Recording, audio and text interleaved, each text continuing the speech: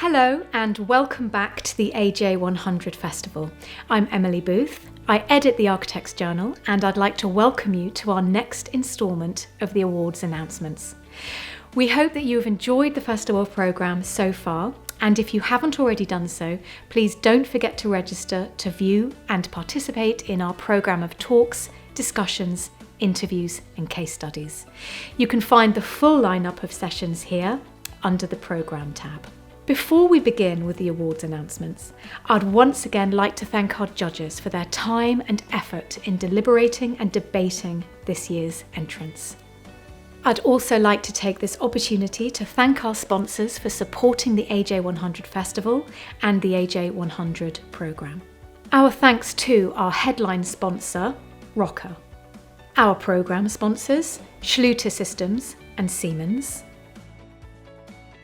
Our festival sponsors, Equitone, Moser and VM Zinc. And our trophy sponsor, Fixie. We'd love it if you could tweet or post to Instagram your virtual celebrations throughout the week. And don't forget to tag the Architects Journal using the AJ100 Festival hashtag. Thank you and congratulations once again to all of this year's AJ100 winners, and I hope you enjoy today's programme. Today's first award, Client of the Year, is awarded to any client who's worked with one of the top AJ100 practices. And the shortlist is BBC Workplace, nominated by Shepherd Robson. British Land, nominated by Arup Architecture. Crosstree Real Estate Partners, nominated by Orms. Leeds City Council, nominated by Page Park. London Borough of Camden, nominated by Hawkins Brown. And Tide Construction, nominated by HTA Design. Judges said this winner has been awarded Client of the Year for its pursuit of net zero carbon real estate by 2030 and the strategy behind this. Since April, the developer has aimed for all its new developments to be net zero embodied carbon. It plans a 75% reduction in operational carbon intensity over the next decade and has set up a transition fund which imposes a financial cost on the carbon footprint of every development, which is then ring-fenced for spending on its overall net zero target. And the winner is British Land. Congratulations. Here's a short message from our winners. Hello, I'm Tim Downs, Development Director at British Land. On behalf of our team, I'm delighted to accept this AJ Client of the Year refurbishment. Now we have our third Meet the Disruptor of the Week. Please welcome Resolve. What is Rizal's mission? So our mission is to use architecture, art, technology, and engineering to address community issues, to work with and for communities, and to value kind of tacit community knowledge. I think a lot of our practice is around realizing and enabling or facilitating like local knowledge, local resources. And so I think our mission is to continue to do that and to do it more deeply and to do it more meaningfully as we continue. And you often work, as you were saying, with the community, with young people, other underrepresented groups in society. Do you think that kind of inclusive approach makes for more successful development? For sure. I think the idea of development without that, I think, is really the question, and that to me isn't development at all. It's it's something else. It's renewal. It's turning over something completely different. To really develop and to build on something existing, and to build towards something collectively, I think it necessitates working with communities like that. Like, it's not a kind of something that's bolted on. It's not something that is novel or innovative to do so. It's like it's a baseline practice. It's like being able to draw a plan or a section drawing. But it's perhaps not the traditional approach. Yeah, no, exactly. Well, not the traditional approach to development, but at the same time, I think there's such a long history in this country, but across the world and architecture and planning disciplines of doing that.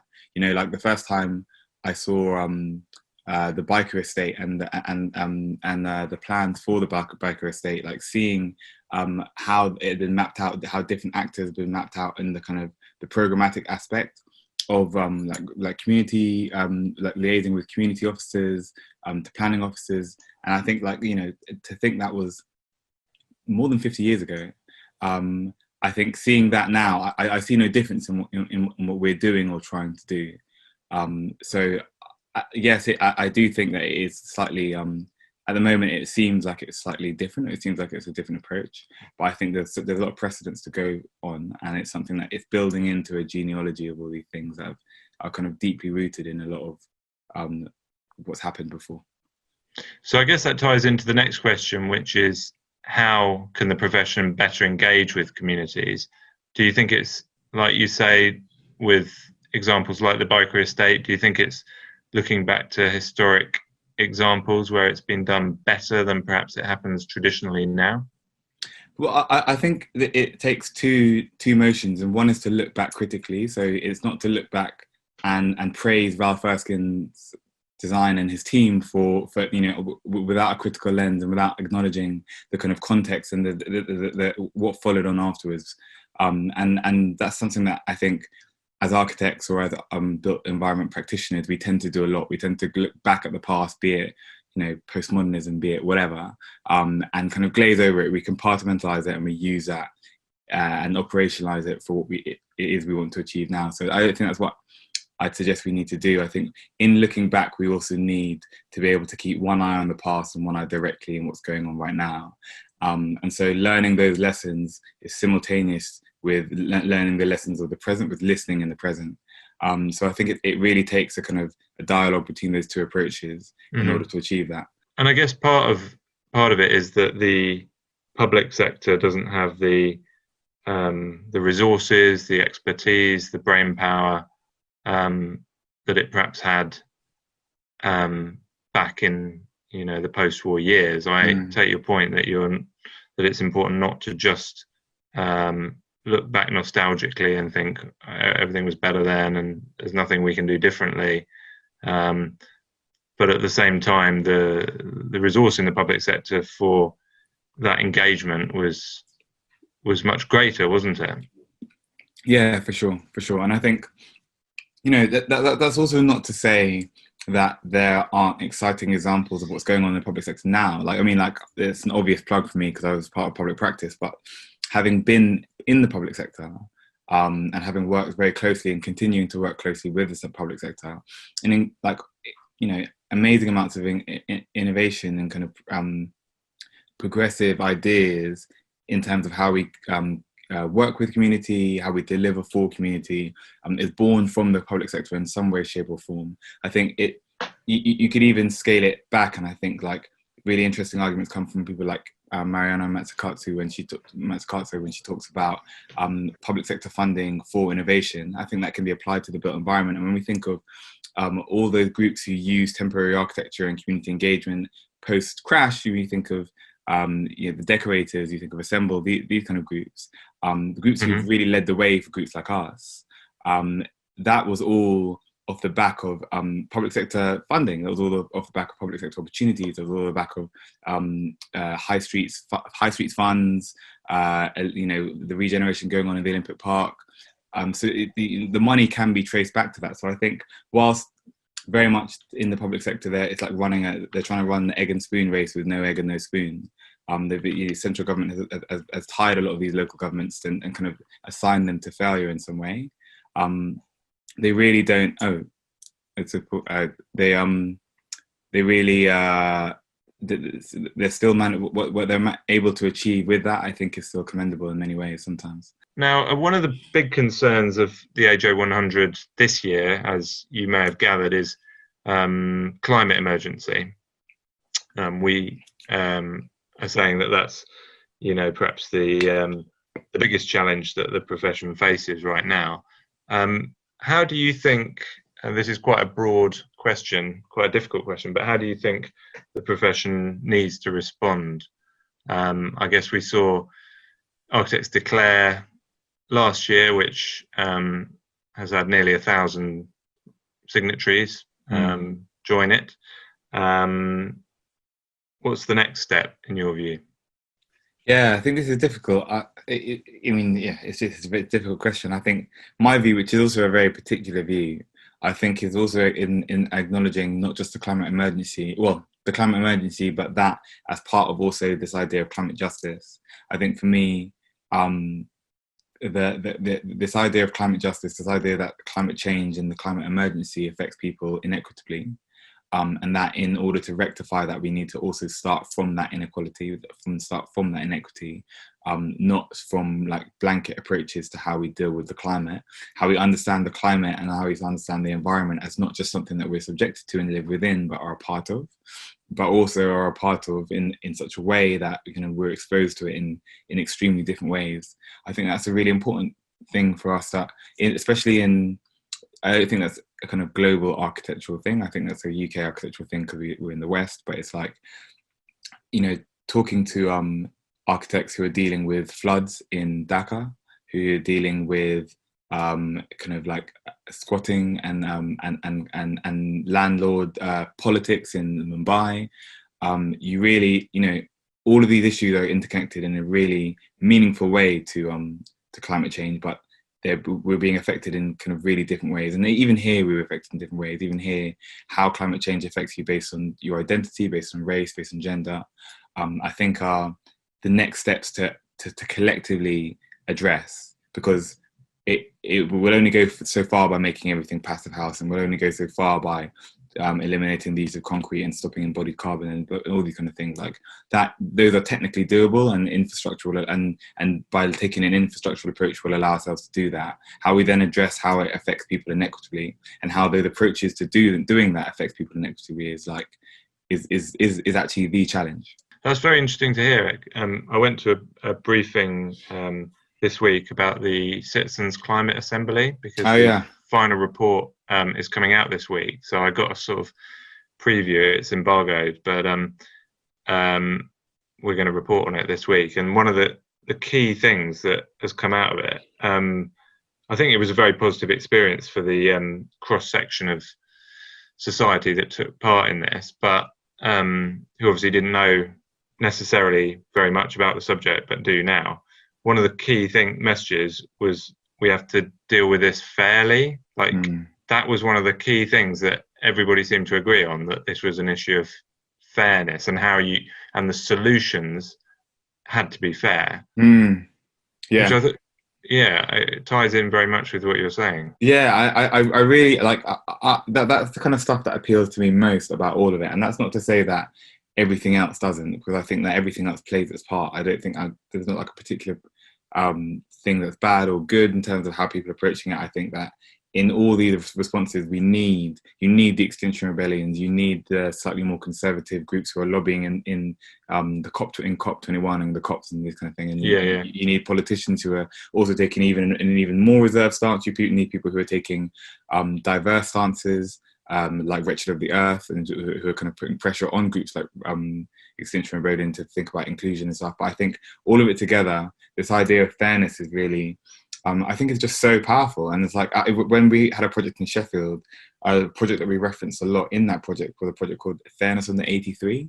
And it looked at the life expectancy of men and women along this bus line in Sheffield, the 83 bus route. And it falls by 10 years from the beginning to the end of the line for women.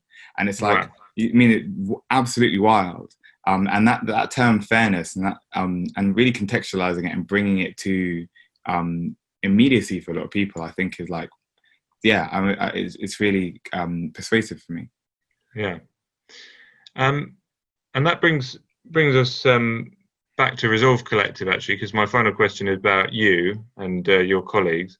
What ambitions do you have for the practice, and how will you measure your success? So in terms of what we want to do next, a lot of the things that we're looking into at the moment, a lot of our research methods, a lot of our design methods, I think have always been research methods, but they've been research methods in a very kind of incognito way. And we're really trying to bring that to the fore now and make those methods that other people can use and adapt, but also kind of develop those methods ourselves. So not just be so flash in the pan with all the things that we're doing, but try and collate them in a way that's useful for us, but also useful for other people, useful for young people who we're working with, useful for communities who are working with, useful for everyone. And so a big part of that is kind of moving and shifting a lot of our work that's kind of very sporadic to kind of coordinated research work. So design research is a big thing that we're looking into and doing a lot of at the moment. Another one is kind of shifting gears from community engagement, which is a term that I think is extremely problematic, but something that, you know, needs to be done, to community resilience building and working with communities to build resilience without a brief, like without there being some need to do something, without there being the need to build, but just the need to kind of work with existing communities and their existing ties to make them resilient for the change, for any change that is to come, regardless of not having it predetermined as to what's happening. And then the third is a kind of a look at, and this is something that we're working on quite intensely at the moment, but looking at institutional space and how how indeed institutions function spatially primarily, but also in like a number of different ways, and how we can rethink this idea of institutions and kind of change our practice from a kind of institutional practice to an infrastructural one. And I think quite like bluntly that means not looking at the concentration of resource, not looking at the concentration of knowledge and the concentration of power into certain locations, but how we can spread those things and how we can dissipate that power, and think about that kind of thing more infrastructurally. Well, thank you so much. That was fascinating. Yeah, for sure. Thank you. Yeah. Okay. Our next award is Collaboration of the Year. This is awarded to the most successful collaboration on a project or initiative over the past 12 months. The shortlist is Arup Architecture, Lend-Lease and British Land, Team Triton, One Triton Square. HTA Design, Pollard Thomas Edwards, Procter & Matthews, and PRP, Distinctively Local Report. And Scott Brownrigg and the Learning Crowd, The Urban Schools, Designing for High Density Publication. Judges said, it is collaboration on two levels. The culmination of a long-standing relationship between an architect and a school's strategy expert, and the curated corralling of a huge number of other leading voices in the field. And the winner is Scott Brownrigg and the Learning Crowd for creating an invaluable resource for educators, designers and policymakers for their publication, Urban Schools, Designing for High Density. Congratulations, and here's a short message from our winner. Thank you so much, Architects Journal, for this award, Collaboration of the Year 2020. Sharon and I are absolutely delighted to receive this award for our collaboration on our book, Urban Schools, Designing for High Density. We have so many people to thank, and we want to start with Ginny Mills, our commissioning editor at RIBA Publishing, and all her colleagues, but we particularly have to thank all of the chapter authors who gave so much towards the book. Yeah, they were fantastic. They provided us with just great content and they challenged us with their ideas all the way through, and we couldn't have done it without them. So this award very much goes to them as well. And that includes Ian Bogle, Michael Buchanan, it includes Catherine Burke, Peter Clegg, Juliet Davis, Ty Goddard, Dan Hill, Gareth Long, Diane Western and Joe Jack Williams. And they were just fabulous. So thank you also to our colleagues at Scott Brownrigg and the Learning Crowd who supported us as we developed the book, and we're very grateful to them for everything that they did as well. And we're still collaborating together, and we'd love to hear from anybody who'd like to explore some of the ideas in the book with us. Thank you very much. Thank you.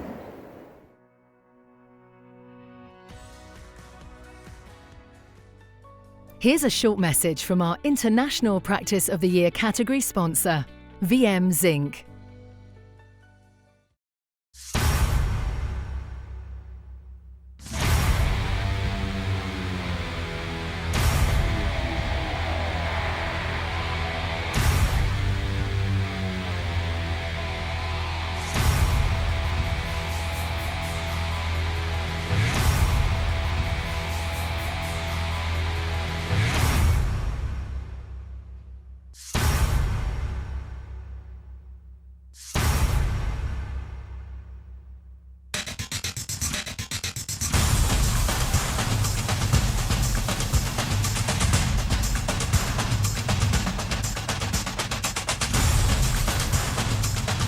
Innovation is in our DNA since the 19th century.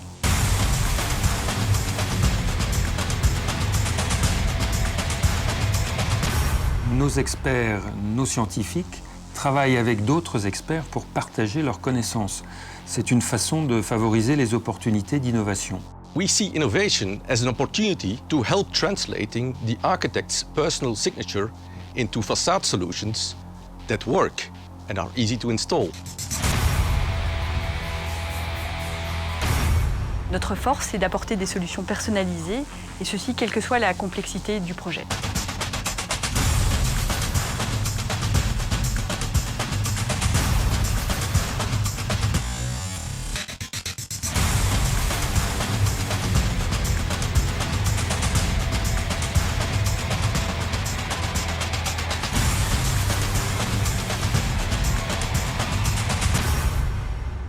Aujourd'hui, il y a une vraie reconnaissance du savoir-faire et de l'expertise VM Zinc. C'est pourquoi VM Zinc est la référence en matière de solutions Zinc pour l'enveloppe du bâtiment.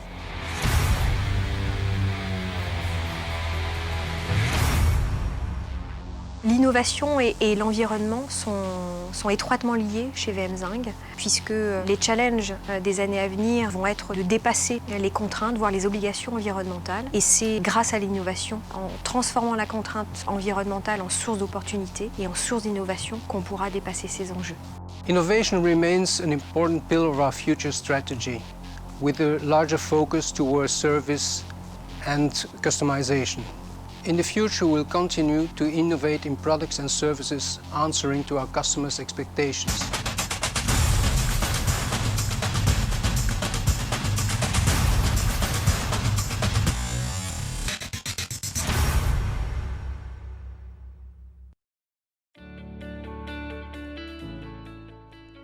Our final category for today is International Practice of the Year. This category is judged on a combination of factors, including key international business data from the AJ100 survey and the quality of international projects completed in 2019. The shortlist is Foster & Partners, Grimshaw, and Zaha Hadid Architects. Judges described this year's worthy winner as remarkable in terms of bringing together its range of skills, from sustainability research to engineering expertise. The judges were particularly impressed with the consistency of its work across offices, knowledge transfer, the scale of the business, and the quality of work. And the winner is Foster & Partners. Over to our winner for a short message. We're really delighted to have won the AJ100 International Practice of the Year. It's a real opportunity to say thank you to our team here in London and our offices abroad. The last few months have been challenging, and our team have shown such tireless dedication to their profession and their passion. I'd like to thank everybody. The overseas offices, we have 13 overseas offices, from Sydney to Shanghai to New York to California to Buenos Aires. And our passion is working together and working across the world. The reason that we get out of bed in the morning is to explore different cultures, different environments, different climates. And I'd just like to thank everybody in the practice for the fantastic design and effort that has happened over the last year, and in particular the last 6 months have obviously been very complicated. We moved the practice to work from home in a matter of days, and now we're up to 200 people back in the main studio in London and opening our offices overseas. And I'd like to thank everybody. Thank you. And now, a keynote lecture from Network Rail's Principal Architect, Frank Anatole, on public sector collaboration in a post-COVID world. Hello, I'm Frank Anatole, Network Rail's Principal Architect.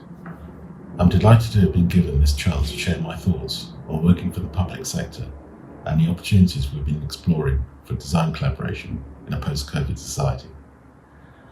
I joined Network Rail after 20 years in the private sector. However, my career began in the public sector at Hampshire County Council, working on schools and libraries. Later, I was heavily involved in high-speed rail in both the UK and France, and other significant public infrastructure projects like Crossrail. So I've always had more than a passing interest in public buildings and infrastructure and transport in general. In fact, it's probably true to say I've held a deep fascination with stations and transport hubs throughout my career. I've always been deeply struck by the role they play in place identity and social well-being, something that's often underestimated. Additionally, the sheer number of stakeholders involved in their design, their use and management is practically unrivaled in architecture, which is why it's interesting to mull over the future of our transport systems, given what's happening in the world right now. As the current pandemic hangs over us like a blanket, our politics have become more divisive, the environment more changeable. We've become more isolated behind our computer screens, while in the outside world the high street is in decline. Working practices are changing. Local services like libraries are closing, and parks coming under greater funding pressure. It's easy to see active public spaces becoming ever more important as a commodity for social contact. Public spaces are vital because they shape our experience of towns and cities. Our perception of cities depends on this landscape, this mental map of open spaces, because it's these spaces which our imaginations remember. There's a greater need for these spaces that we can provide focal points for human interaction, commerce and community engagement. In many ways, transport hubs provide a perfect context for social participation and interaction. They represent cultural identity of place. There are loads of them, they're local and usually occupying central locations. People from all classes, religions and ages use them. If properly managed and monitored, they are perceived as safe spaces, subconsciously offering protection and shelter. In many ways, they offer the perfect venue as cultural hubs. And then there's the historical nostalgic view of the station, the one which offers a backdrop for human dramas, or, as the historian Geoffrey Richardson put it, the arrival of the famous, the departure of the notorious, and the comings and goings of the unknown. Perhaps that's still the great thing about stations. They remain places where we can still act, play, experience, and kind of innocently people watch. They're unique places of human interaction, public spaces which are both internal and external, and still belong to us. However, transport buildings suffer from what I often refer to as a Jekyll and Hyde syndrome. They can be inspiring, impressive, and beautiful, but also places which are depressing, underwhelming and shabby. Why the inconsistency, and what could we do about it? These buildings, these hubs, particularly the many hundreds of small neglected local stations around the country, have huge untapped potential to be more than just transit points. Our innate compulsion to travel means we will always build emotional attachments with these places. And as patterns of work and social engagement change, there's no reason why they can't do much more to fill our needs and expectations in a safe and inclusive way. I can imagine a world where if some people do need to commute, it will only be to their sort of local transport hub. What's clear is that great stations are more defined by their users than designers. And as designers, we need to be concentrating more on asking people what they want from these buildings and spaces. Spaces that do not connect with people are spaces that ultimately are going to fail. COVID has exposed more both the sort of strength and fragility of our social infrastructure. And the public sector, which includes the NHS, local government, and education, must develop strategies which will kind of renew our infrastructure based on wider structural stakeholder collaboration. and community engagement. And as civil servants, we have to come up with solutions. And that's what I'd like to talk about over the next 10 to 15 minutes, with the aid of a few slides. How Network Rail, essentially an arm's length public body, is trying to facilitate better design solutions through greater collaboration. One is that is reflected in our plans for making our stations far better to use, offering superior services and upholding our promise to the public of putting people and passengers first. Over the years, our stations have won various regional awards.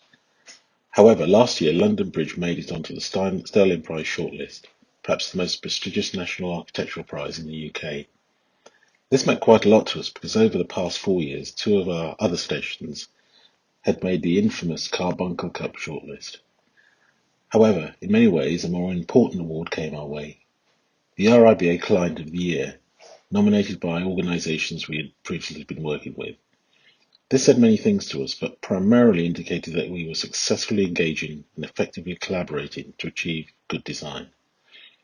It was easy to see why. London Bridge was a powerful example of a co-location, co-working culture where we, the client, Network Rail, were in the same site building as the main contractors, the engineers, and the design consultants, dealing with day-to-day issues involving design quality and vision as they arose. I believe the public sector has a further role to play in this kind of collaboration to achieve not only good design, but great places through social value. And I'd like to briefly talk about why that's important. In the public sector, social value is a strong motivating force and an important criteria for procurement. And this motivation is only strengthened as a result of the Public Services Act and the current national emergency. Recent years have seen the world's biggest organisations moving from emphasising profit to valuing stakeholders as much as shareholders. With COVID-19, the public sector is arguably dealing with the biggest crisis since the Second World War. In the face of a worldwide pandemic, it's having to rebuild its deep connection with the public. The post-COVID challenge facing most creative organisations today and the public sector is the design of sustainable environments with a renewed focus on health and well-being. Now is a great opportunity, given the government promise of greater investment in infrastructure, for providing not only social value, but also a forward-thinking, holistic design vision that involves and includes all. This means greater engagement with stakeholders, greater engagement with the public, and greater engagement with the community. And this starts with our passengers.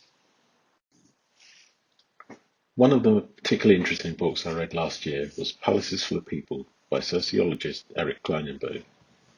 Palaces for the People was a phrase first coined by the industrialist and philanthropist Andrew Carnegie to describe the grandiose libraries he funded. And Kleinenberg puts forward a fascinating proposal that the well-being of democratic societies rests not simply on shared values, but also on shared spaces. Libraries, bookshops, churches and parks, where crucial, sometimes life-saving connections are formed. Places where people gather and linger, making friends across group lines and strengthening the local community. It's what Kleinenberg refers to as social infrastructure. Palaces for the People has an inspiring core message that I believe also applies to stations. It highlights places where people come together and achieve social ties. It raises essential questions about social cohesion, systemic isolation, homelessness, and bigotry, which all contribute to the decay of our social fabric. It celebrates local social enterprise. Larger stations are increasingly the focus of concourse choirs, pianos, performance artists, and lending libraries. Both Euston and Birmingham New Street have hosted Christmas Day banquets for the homeless. An increasing number of local UK stations are already places of social enterprise, combining coffee shops, book exchanges, playgroups, art galleries, and community halls. Increasingly, community rail focus groups are interested in adopting and running these stations, bringing redundant spaces back to life. So, if it's important to collaborate to achieve good design, How do we actually do it? This can probably be summarised under 4 steps. Firstly, developing a holistic design policy. Secondly, cultivating, nurturing and sustaining a culture of collaboration. Thirdly, a challenge disruption culture or a series of initiatives in order to solve specific problems. Fourth, being able to demonstrate the value and benefit of design collaboration. One of our key challenges was in creating a set of policy and operational tools that will support the establishment of a collaborative environment. Large organisations that manage reasonably large estates, like the NHS, the Environment Agency and Network Rail, are in a strong position to influence design through procurement. We can use this to promote policies, guidelines and standards that encourage social value and good design. Collaboration is necessary for innovation, but at the same time is problematic for organisations that are procedural, rules-based and data protection focused. There can be all kinds of ongoing tensions in working with outside consultants because of this. Our Principles of Good Design, a policy developed in 2018 in collaboration with the Design Council and BPR architects, was in part a response to this. It sets benchmarks that allow those we work with to understand our aspirations and targets rather than our boundaries.